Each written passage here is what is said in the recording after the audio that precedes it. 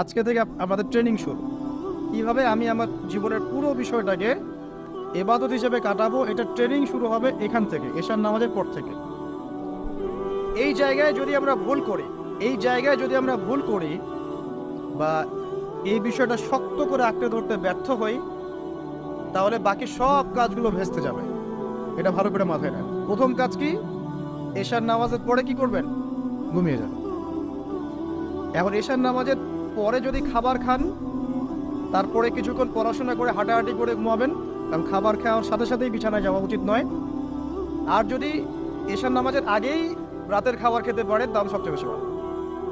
এটাই সুন্নতসম্মত, এশার নামাজের আগেই রাতের খাবার খেয়ে ফেলা, মাগরিব থেকে এশার মধ্যেই রাতের খাবার খেয়ে ফেলা, তারপরে মসজিদে এসে নামাজ পড়ে বাসায় গিয়ে ঘুমানো, এটা সবচেয়ে বেস্ট।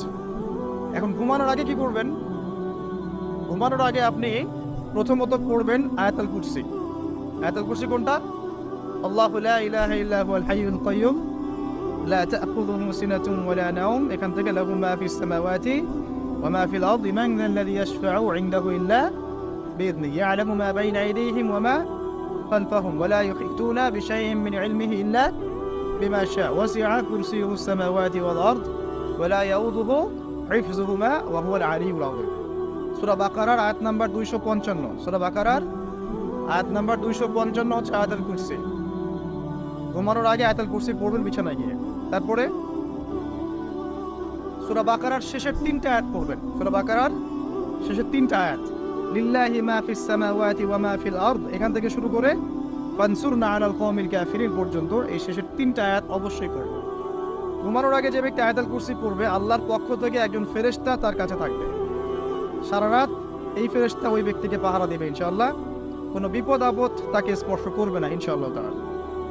রাতের বেলা অনেক বিপদ হতে পারে, চুরি হতে পারে, ডাকাতি হতে পারে, তারপরে আপনার দুষ্ট জিন শয়তান উৎপাত করতে পারে, এছাড়া আপনার জাদুবিদ্যার কাজ হয় রাত্রেবেলা, মানুষ এগুলো করতে পারে, কুফরি গালাম করতে পারে, ক্ষতিকর প্রাণী আপনাকে কামড় দিতে পারে, অনেক কিছু হতে পারে। আপনি তো ঘুমের মধ্যে আছেন, আপনি তো জানেন না কি হচ্ছে। অতএব আয়াতুল কুরসি পড়বেন, ইনশাআল্লাহ আল্লাহ পাক আপনাকে হেফাজত করবে ইনশাআল্লাহ। আর সূরা বাকারার শেষের 3টা আয়াত কেন পড়বেন? কারণ নবী সাল্লাল্লাহু আলাইহি ওয়াসাল্লাম বলেছেন, রাতের বেলা সূরা বাকারার 3টা আয়াত যে ব্যক্তি পড়বে, সারা রাত যদি আপনি নফল নামাজ পড়তেন, যে নেকি হতো, এই 3 আয়াত পড়ার মাধ্যমে সেই নেকি হয়ে যাবে ইনশাআল্লাহ। ঠিক আছে? সারা রাত ধরে নফল নামাজ পড়া কি কষ্টকর না? এর যে সবচেয়ে সহজ হচ্ছে আপনার সূরা বাকারার শেষের 3টা আয়াত পড়বেন, ঘুমিয়ে যাবেন ইনশাআল্লাহ। সারা রাতের নেকি আপনার আমলনামায় লেখা হবে। এগুলো শুধু বললেই হবে